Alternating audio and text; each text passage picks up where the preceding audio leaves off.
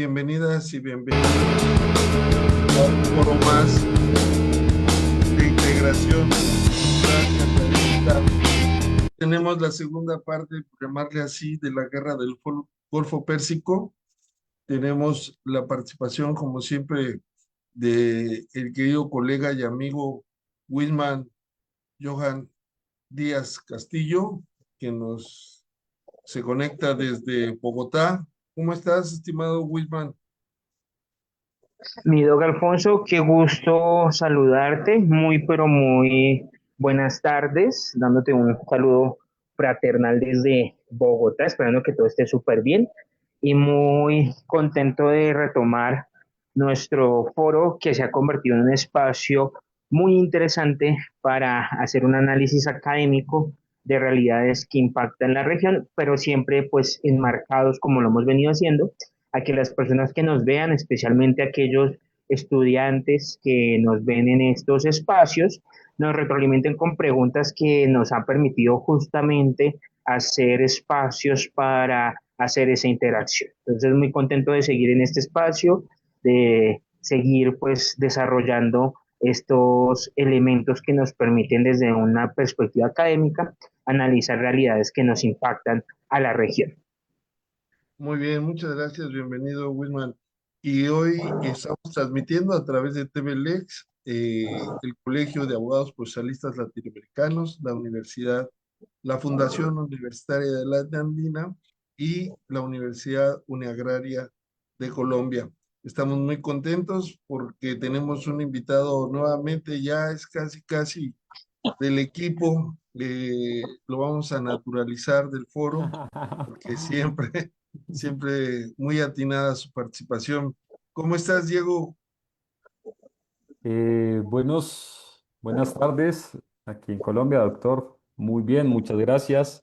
Complacido siempre por la invitación a esta segunda parte para hablar de un conflicto que en este momento tiene al mundo hablando desde diferentes posturas, desde diferentes formas de entenderlo, y pues esperando aportar en algo y darle claridad a tanta información que vemos hoy por hoy en la red. Y de hecho está en construcción. Ayer se dio la hora cero y una nueva declaración de que estaban en pláticas para conciliar, ¿no? Pero se rompió la, ese espacio eran creo 10 días, ya no sé por qué el presidente de los Estados Unidos dice, da términos de 10 días, 5 días, 48 horas, pero por eso muchas veces le dicen el taco. Y como es un tema muy extenso y involucra muchos puntos, yo quisiera empezar a hablar sobre el colapso de la narrativa de invulnerabilidad. Es decir, mientras que la administración de Donald Trump asegura haber reducido a cero la capacidad militar de Irán, los hechos demuestran que Teherán mantiene la iniciativa estratégica mediante una guerra asimétrica de desgaste. Esta asimetría, pues es obvio que el ejército norteamericano es superior por mucho al ejército de Irán, pero el contexto donde se desarrollan las actividades bélicas, pues le da la ventaja geográficamente, pues a Irán. Y en esto de la narrativa, de que ya los acabó totalmente, pues cada vez nos sorprende más que las noticias perdón, que derribaron a un F-15 y aviones y a aeronaves y también que atacaron a portaaviones que son invencibles, es decir, no podrían ser, perdón, tocados. Sin embargo, la realidad nos coloca en una situación que la narrativa está siendo vencida por la realidad. Al respecto, ¿qué podemos aportar, estimado Whitman? Bien, mi profe. Yo creo que lo primero que vamos a hacer desde lo académico es un llamado a los procesos institucionales que nos permitan una pacificación. Yo creo que el llamado, y esto creo que lo hemos hecho de forma reiterada, reiterativa, a lo largo de nuestros espacios académicos y demás, es que la guerra no puede ser una opción. Es una realidad, sí, pero no puede ser la opción en la cual lleguemos nosotros a concluir y establecer que se deben respetar la autodeterminación de los pueblos, se debe fomentar el desarrollo de las naciones, se debe respetar los derechos humanos y entender que si bien hay unos intereses geopolíticos, esos intereses geopolíticos deben ser disertados desde el espacio diplomático. Nunca con estos elementos que estamos viendo, que es el uso de la fuerza, que en cierta medida podemos llegar a plantearlo como una inexistencia de causas belis en este momento. Y eso yo creo que ya es un punto de partida referente, sobre todo porque si bien ayer en la mañana, entonces eso, como lo mencionas, Doc, ha sido muy rápido, podemos decir, entonces ayer en la mañana estábamos a 24 horas de que acabaran con toda una población, todo un pueblo milenario. Entrando antes de la hora cero, se acepta un acuerdo y hay tregua durante 2 semanas. Y hoy en la mañana ya estamos viendo que se vulneró el cese al fuego. Entonces yo creo que el primer llamado pues es a establecer que hay procesos institucionales y que podemos pues llegar a escenarios que permitan a través de la diplomacia pues la definición de estos intereses geopolíticos sin perder de vista que hay una realidad clara de la existencia de las guerras. O sea, no quiero tapar eso con un dedo ni nada por el estilo, porque pues tenemos Rusia y Ucrania, tenemos muchos espacios, pero yo creo que la invitación que resulta ser muy interesante es justamente consolidar esos elementos, consolidar espacios que permitan llevar hacia el uso institucional que se ha venido configurando al respecto en el sistema internacional MIDOC. Ese es como mi punto de partida. Muy bien, Whitman. Y aquí algo que me llama la atención de lo que mencionaste es una causa belis. Es decir, ¿cuál es la causa de este conflicto? Y si analizamos realmente las causas de ese conflicto, pues son en esencia económicas. Es apoderarse de los recursos, imponer su hegemonía, pero tenemos una reacción que poco a poco ha ido, a pesar de las grandes cadenas norteamericanas, y afortunadamente con las redes sociales, hoy se puede tener más transparencia, aunque tampoco podemos decir que estamos al 100%, pero por lo menos tenemos más versiones sobre los sucesos. En ese sentido, creo que la narrativa que era una imagen de Estados Unidos con la idea de Hollywood y que siempre son los buenos y siempre ganan las guerras, pues sea invencible, como también podríamos decir eh, la parte de Israel que tenía una cripta, no me acuerdo ahorita el nombre, impenetrable, también se ha roto porque los misiles desgraciadamente han atravesado, digo desgraciadamente para la gente de ese lugar, y han ocasionado muchos daños, pero han sido recíprocos. ¿Qué podemos decir, agregar al respecto, estimado Diego? Gracias, doctor. Bueno, lo primero que quiero establecer es que esta guerra desde el punto de vista de la información ha sido muy compleja. Desde su inicio, cuando se habla de establecer que iba a ser un tema de días, que simplemente iba a ser como el año pasado, llegaban, bombardeaban, tomaban el control, pero digamos que hay una situación ahí importante dentro del análisis, y es la posición de la narrativa y el mensaje y la información que ha presentado a través de la red social el presidente de los Estados Unidos. Vemos que dice en un momento, estamos negociando, y 2 días después plantea, los vamos a destruir, y 3 días después dice, les voy a dar un plazo, y entonces llega el plazo y entonces amplía el plazo. Y lo último que es supremamente escalofriante es lo que dice de acabar a una civilización completa. Lo está diciendo ante la humanidad, ante la institucionalidad, y aparentemente digamos, entra a tomar una posición mucho más radical respecto de eso, sino simplemente escuchamos y ya nos acostumbramos a que en 2 días diga una nueva cosa y plantee, digamos, un nuevo escenario y así se va manejando y eso va llevando también a una manipulación de la información.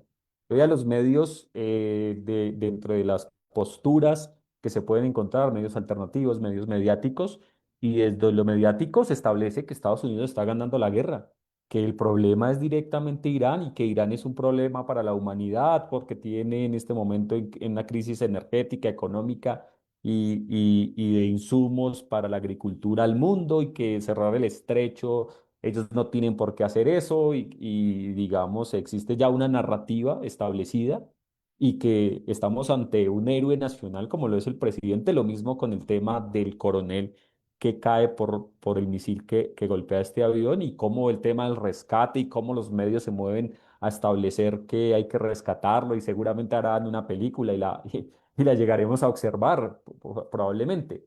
Y del otro lado se intenta hacer un análisis donde se dice, claro, no, la capacidad militar de estas naciones no es la misma, pero es muy complejo cuando el presidente sale a decir, voy a destruir una civilización completa. Y bueno, ¿cómo así? Eso va en contra del derecho internacional, eso es un crimen de guerra.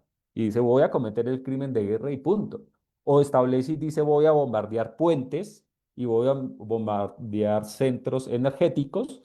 Y eso es un crimen contra la humanidad, porque esos no son puestos de combate o puestos militares, son digamos, donde existe población civil. Entonces, cuando ya la guerra se lleva a eso, es muy complejo hablar desde el punto de vista de, bueno, ¿y qué está pasando con las instituciones internacionales y qué posición tomar al respecto? Claro, el conflicto tiene un componente económico, que es el componente principal. El tema es directamente económico. Lo que pasa es que nos intentan vender el conflicto desde diferentes matices. Recordemos que lo que así iba a hacer Estados Unidos era llegar a salvar a Irán, como siempre ha sucedido y ese es el relato.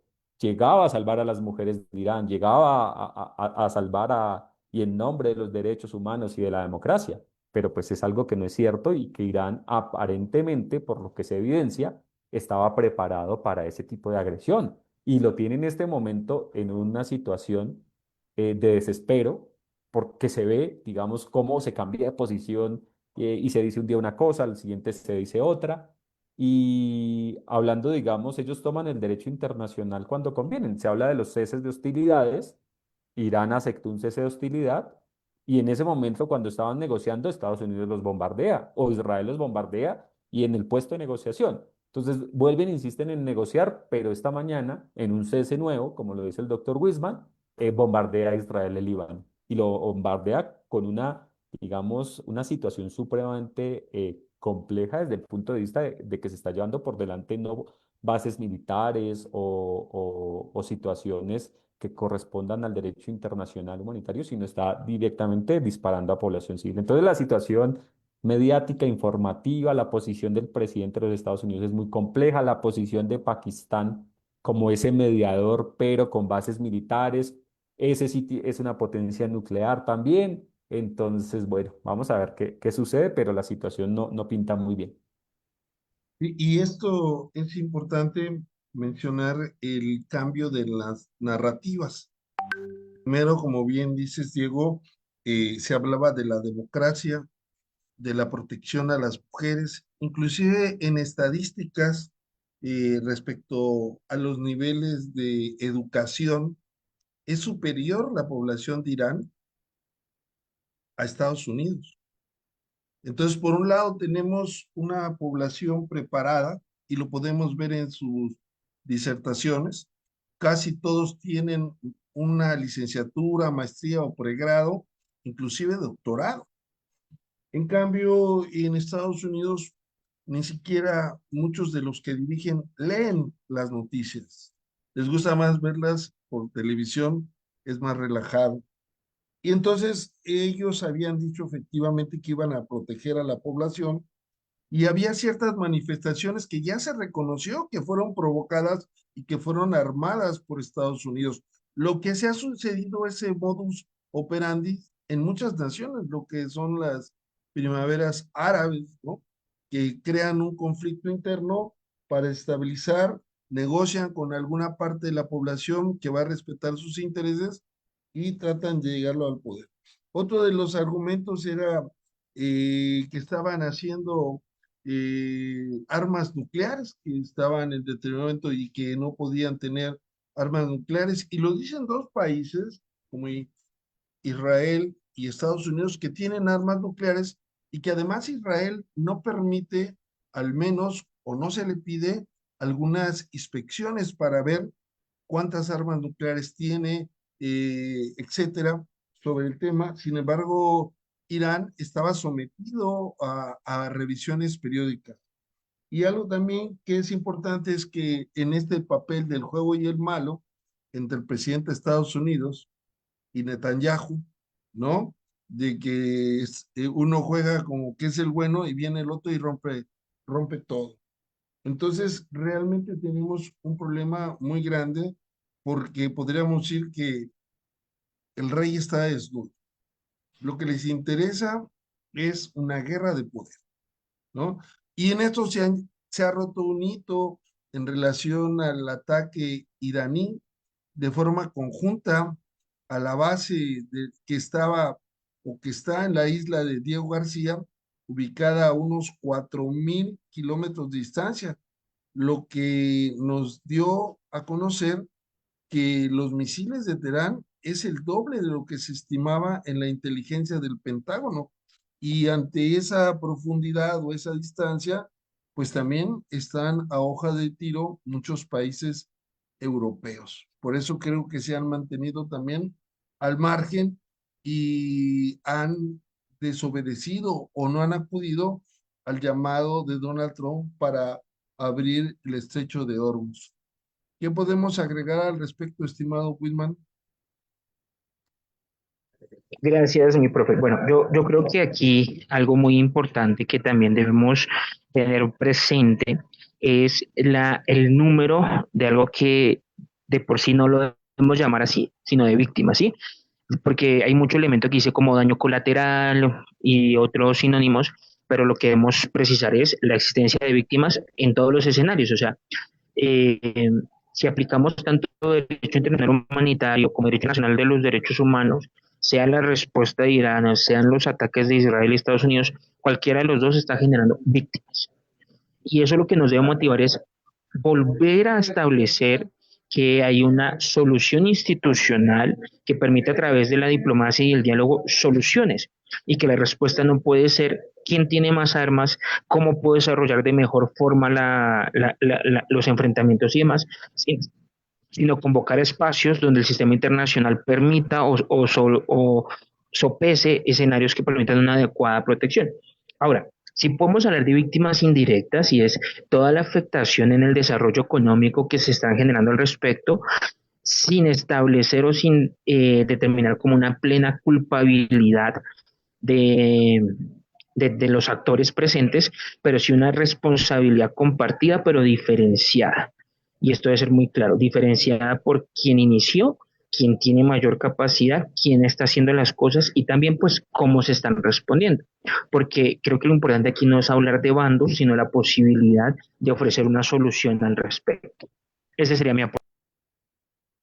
Muy bien, muy bien. Y de una u otra manera, también tenemos otros datos que pueden ayudarnos. Uno de los sucesos sobre la vulnerabilidad tecnológica de élite, se han reportado derribos de aeronaves avanzadas como el F-35 y el F-15 y se ha evidenciado que los sistemas de defensa en las áreas occidentales como los Patriots, Iron Dome, están agotados o son superados ante ataques masivos de misiles hipersónicos. Es decir, esa diferencia de posibilidades entre los países no se nota en el terreno, in situ. Y esto ha provocado que la guerra se extienda porque a pesar de que Estados Unidos ha pedido una rendición incondicional, inclusive al grado de decir que se debe tomar en cuenta la opinión de Estados Unidos para elegir al nuevo líder, ¿no? Y al grado de decir también, lo estaba escuchando en la mañana, eh, que el presidente de Estados Unidos es muy famoso y que inclusive si hubieran elecciones en Venezuela, él sería hoy el presidente. O sea, ¿hasta dónde llega? Estamos aquí ante problemas de la gente que tiene el control de las armas nucleares en el mundo. ¿Qué podríamos decir, estimado este, Nicolás? Gracias, doctor. Pues bueno, la situación es preocupante porque el conflicto está escalando. Recordemos que se habla directamente de una posible intervención terrestre, ya que el tema de los misiles no está surtiendo efecto y Estados Unidos está pretendiendo, digamos, que sus marines, un gran número de marines, traten de ingresar. Eso llevaría a una escalada del conflicto muy compleja, donde seguramente otros países de la región se vean involucrados. Em, pero ¿qué pasa? Estados Unidos tal vez pensó, y eso es uno de sus grandes errores en esta guerra, que Irán era Venezuela y que entonces simplemente con matar a algunos de sus líderes iba a generar internamente dentro de este estado una crisis de tal forma que podían aprovechar esa crisis y poner em, el dirigente, digamos, bajo las órdenes de Washington. Y eso no sucedió. Irán, insisto, estaba preparada para este conflicto. Se nota su preparación en todos los frentes, en el frente mediático, en el frente militar, en el frente social, en el frente económico. El estrecho de Hormuz fue, digamos, una respuesta y mediáticamente se dice que el estrecho está cerrado. No, el estrecho no está cerrado. El estrecho está cerrado para Estados Unidos y los aliados de Estados Unidos que han agredido a Irán. El resto de países que tengan la autorización de Irán pueden movilizarse por el estrecho, entonces es una situación bien compleja. Ahora, desde el punto de vista de las civilizaciones, de la historia de la humanidad. Es que estamos ante una civilización a la que le debemos mucho, le debemos las matemáticas, le debemos, digamos, aportes fundamentales para la humanidad. Entonces, Estados Unidos tampoco pudo advertir eso, simplemente ellos pensaban que esto era una situación con su aliado, que tiene, digamos, unas situaciones complejas en este territorio, que era un conflicto donde ellos iban a tener seguramente la misma respuesta que en Venezuela, la misma respuesta que se plantea en Cuba o la misma respuesta que se plantea en Palestina, porque no existe respuesta. Hay un nivel de desproporcionalidad. Entonces, Irán, al ver hace muchos años ese riesgo, estamos hablando de bastantes, pues digamos, repito, se prepara para esta situación. Claro, el camino va a ser el diálogo, el camino va a ser el asumir responsabilidades, pero no sé hasta qué, digamos, nivel de diálogo quiera llegar Israel, porque es que aquí no sabemos efectivamente quiénes lideran este conflicto, si es Estados Unidos versus Irán o si al final es no Estados Unidos, sino es Israel, porque la respuesta de Israel esta mañana atacando el Líbano, pues digamos, se aleja de la posición supuestamente planteada por Estados Unidos. Entonces, pareciera que Estados Unidos no puede controlar a ese aliado o ese aliado tiene controlado a Estados Unidos bajo otros componentes. Recordemos que una de las posturas de Irán para poder sentarse a negociar, no a través de intermediarios, sino de manera directa, es el tema de las sanciones económicas y el tema de las resoluciones de las Naciones Unidas. Entonces, no sé hasta qué punto las Naciones Unidas van a tener un protagonismo, van a tumbar las resoluciones que atacan, digamos, la estabilidad de Irán, van a, de cierta manera, generar una posición contra Israel y unas resoluciones para castigar a Estados Unidos. Eso no lo sabemos por el derecho del Bueno, veto. ahí tenemos el antecedente de que la guerra de los 12 días, que es muy reciente, ¿no? Que inclusive Exacto. se decía que Irán iba ganando y que por eso ahora no quieren ceder porque pues, se recuperan y todo.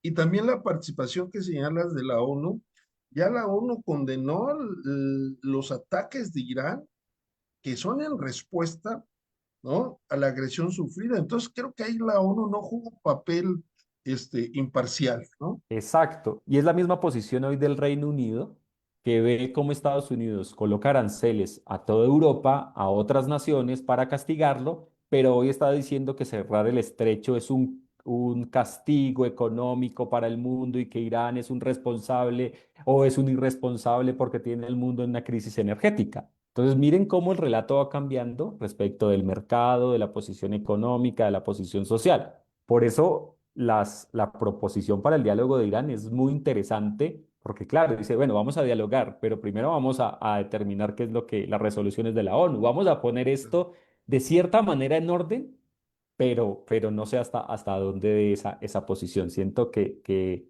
esto va a venir escalando y que cada día nos vamos a ir sorprendiendo. Ahora, Estados Unidos también se puede retirar y eso, digamos, generaría un impacto económico, por supuesto, para sus aliados en Medio Oriente, pero también podría llevar a una situación de desplome interno de lo que es Trump. Pero no sé hasta qué Estados Unidos y no sé si Israel permita que Estados Unidos se retire así nomás. Siento que hay intereses muy grandes en torno a cómo controlar el territorio. Es todo un quilombo, como dicen los argentinos. Aquí tenemos una cuestión muy importante también que pudiéramos agregar, estimado Whitman, es que el control del estrecho de Hormuz.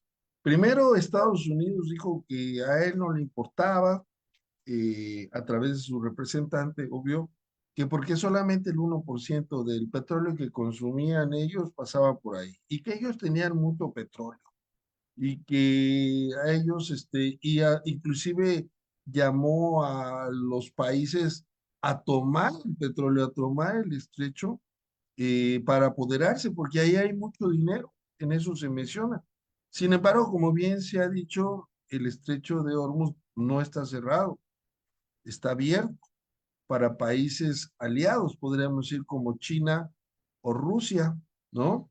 Mientras que está bloqueado, además se han impuesto peajes a naciones agresoras, afectando el 20% del flujo energético mundial. Entonces, si no es una guerra por petróleo y Estados Unidos tiene mucho petróleo, la primera pregunta que se me ocurre es por qué aumenta la gasolina en Estados Unidos, ¿no? Si tienen tanto petróleo, ¿por qué les aumentan la gasolina? Por ejemplo, acá en México sí ha aumentado un poco el diésel y un tipo de gasolina, pero le llamamos magna o regular, se ha mantenido.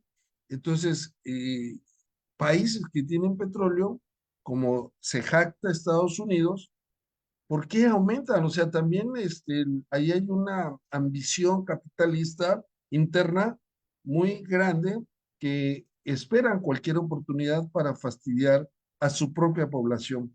¿Qué podemos comentar, mi querido doctor Wisman Díaz?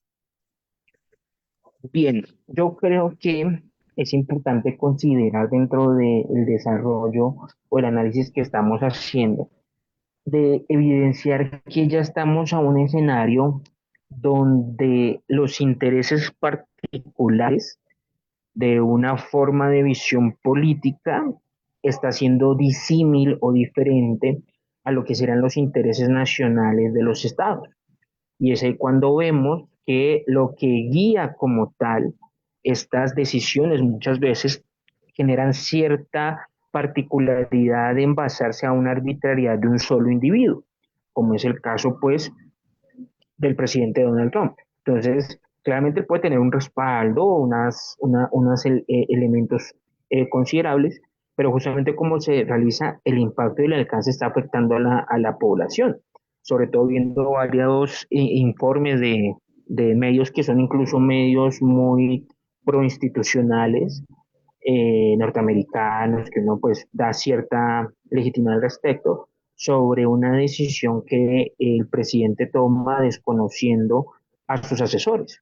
Entonces, ¿en qué momento la falta de una conexión clara entre lo que necesita la población y sus intereses nacionales y las decisiones que toma ese tomador de decisiones o ese presidente o ese actor no impactan sobre esos intereses nacionales y no impactan sobre los intereses de la población, sino que antes le genera un efecto negativo, que justamente es las dimensiones que estamos viendo al respecto. Y es ahí donde se centra la importancia, o donde podemos incluso llegar a concluir la importancia de nuestros procesos democráticos o incluso de nuestras propias constituciones latinoamericanas, que logran condensar unos fines esenciales del Estado que permiten tener una claridad sobre esos intereses nacionales y que se convierten en un criterio orientador del ejercicio diplomático de los estados. Entonces vemos, y esto a pesar de, pues, de ser aún sistemas presidencialistas, considero que a pesar de estas circunstancias, los estados en Latinoamérica sí están ceñidos a, en su ejercicio diplomático, en su ejercicio geopolítico, responder a esas demandas que establecen las constituciones nacionales de los territorios. Esa sería mi participación, doctor. Sí, muy bien. Y ya había dicho hace tiempo que la verdadera guerra que perdería los Estados Unidos sería la guerra del dólar. Y esa en esencia es el punto medular, podríamos decir. La guerra ha representado un ataque frontal al petrodólar. Recuerden que la divisa internacional más destacada, pues es el dólar. Y entonces inclusive ha habido este conflicto ha acelerado la desdolarización. Aliados históricos como Japón han comenzado a negociar la compra de petróleo directamente en yuanes, el petroyuan, debilitando el sistema financiero que sostiene la hegemonía estadounidense. Porque recuerden que los dólares no tienen un soporte como pudiera ser el oro o algún metal o algo que fuera real, sino que es dinero, se le llama dinero fiat, ¿no? Que no tiene respaldo. En ese sentido, ese es el problema de que no puede abandonar Estados Unidos, pienso yo, porque el petrodólar, que lo hacía con todos los países del Golfo, que le pagaban, que necesitaban dólares para comercializar el petróleo, pues ahora si se impone el petroyuan, pues ese sí será un golpe frontal al imperio. ¿Qué opinas, mi querido Diego? Bueno, lo primero es que recordemos que hace años se viene estableciendo una hegemonía desde el nivel comercial por parte de China. China entró a competir comercialmente, llamémoslo de tú a tú, con los Estados Unidos. Efectivamente, una de las estrategias de este conflicto es que cada día de conflicto, el conflicto se va volviendo mucho más costoso, lo que lleva precisamente a una crisis del dólar, porque en ese territorio y en el mundo, las grandes negociaciones se hacen en esa moneda. Para el caso puntual colombiano pasan dos cosas importantes. Ya sí, en Colombia sí subió el precio de la gasolina, no a un precio, digamos, a una tarifa exorbitante, pero está subiendo en torno precisamente a ese conflicto. Nosotros también dependemos por nuestro tratado de libre comercio con Estados Unidos de ciertos agroinsumos y ciertas fertilizantes que se manejan a través del estrecho, lo que va a llevar seguramente a un impacto de la cadena, aunque se supone que el Estado colombiano, pues de cierta manera, está preparado.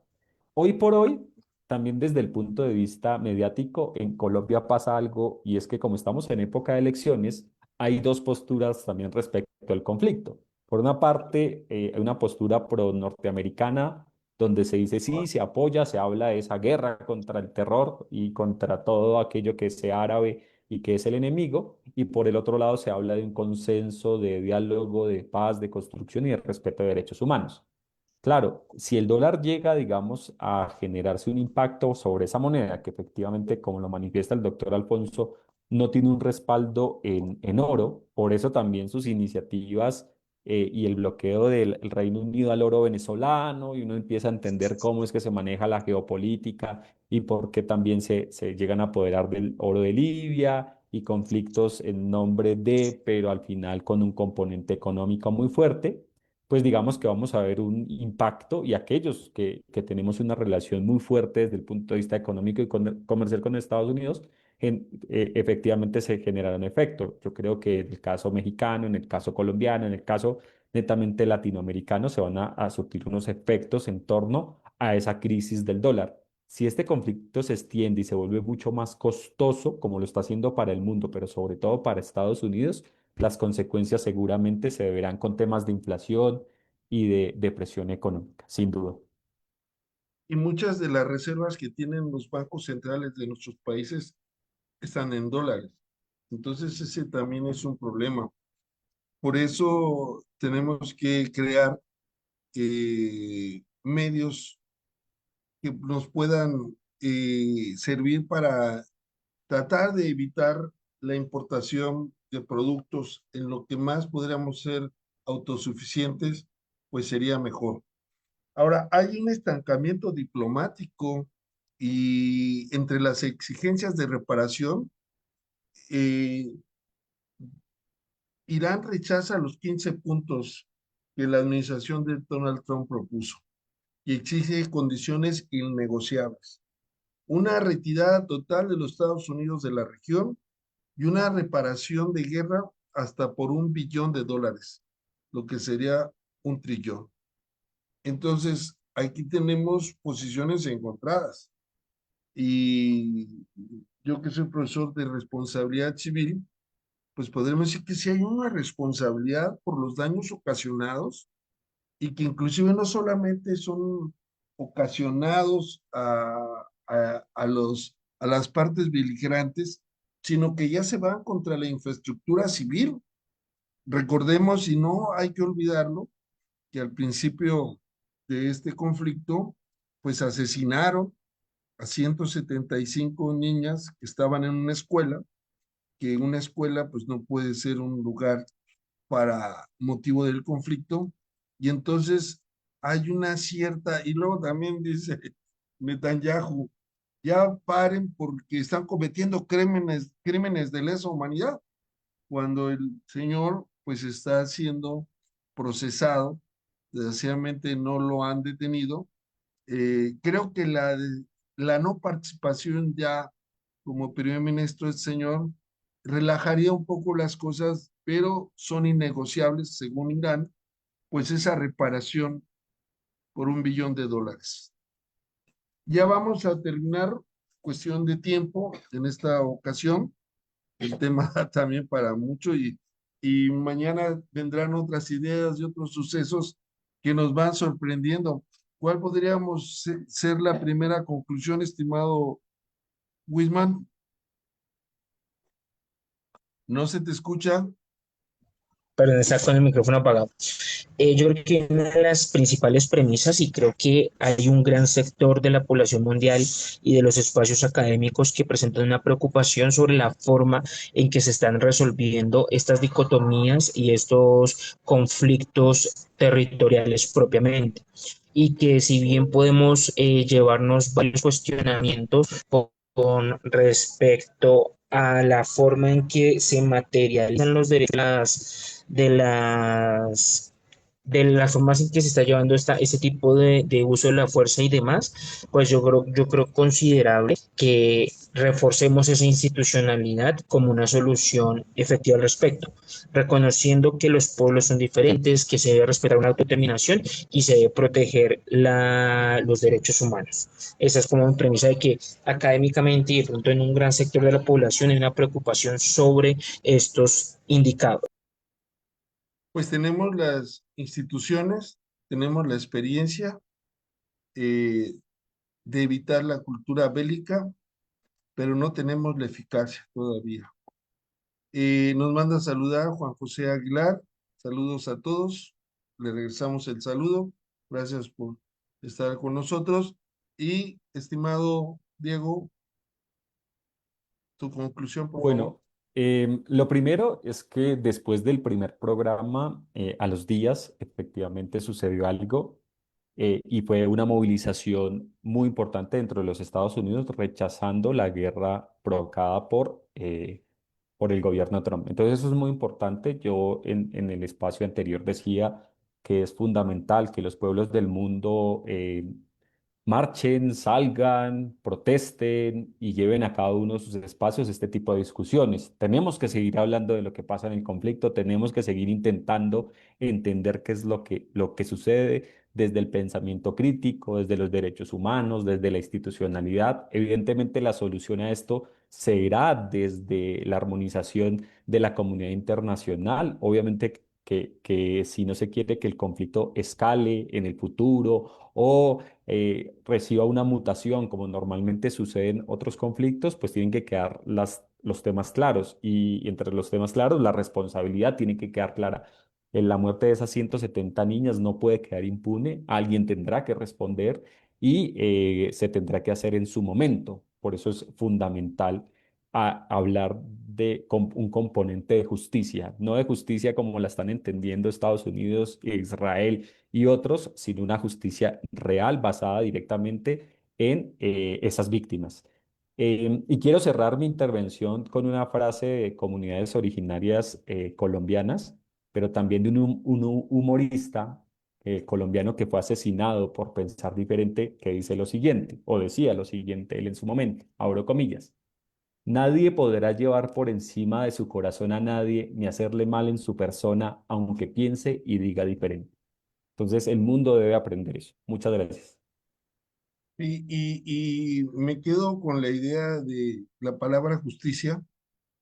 Eh, yo creo que los que son injustos no pueden exigir justicia.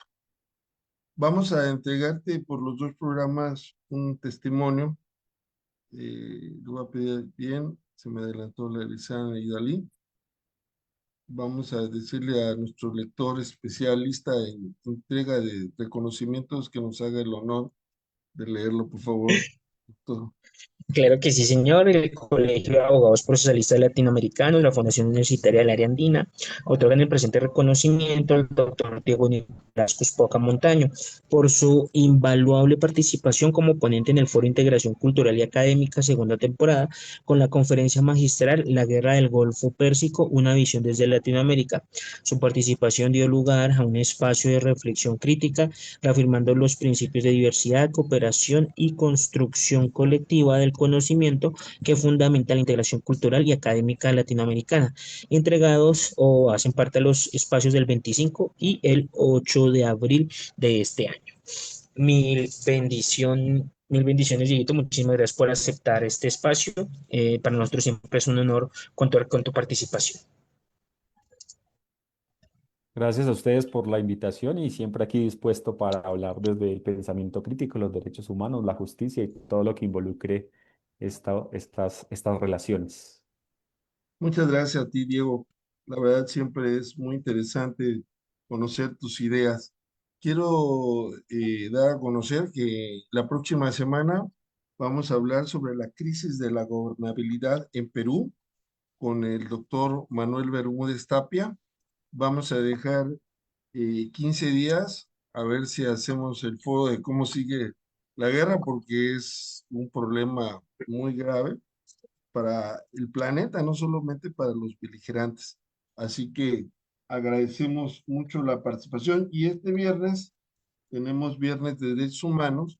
Vamos a tener un tema importante, protocolo de actuación en materia de género y derechos humanos, con la licenciada Elena de Los Ángeles García Velázquez. Así que les pedimos y los invitamos a que nos acompañen este viernes a la 1 de la tarde aquí por TVLex. Nos vemos pronto, mis queridos amigos. Ya nos vamos, mi querido Guzmán, porque si no, no llegas a clase y luego recibimos ahí malos reportes, ¿no? Señor, muchas gracias, mi profe. Bendiciones. Y nos vemos en una semana. ¿Dónde más? Sí, señor. ¿Dónde más? En TVLex. TVLex. Latinoamérica, escucha, despierta tu mente, atrévete a pensar, cuestiona todo, rompe la verdad. Es tiempo de liberar la mente, el poder está en TVLex, donde hay más para encontrar. TVLex.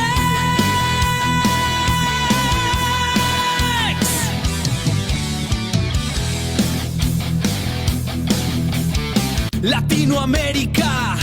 Escucha, despierta tu mente, atrévete a pensar, cuestiona todo, rompe la verdad.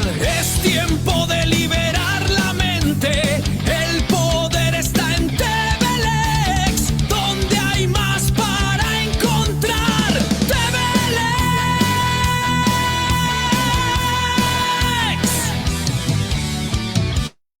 Es viernes de derechos humanos, oye, con la frente alta, con dignidad, no hay quien nos frene.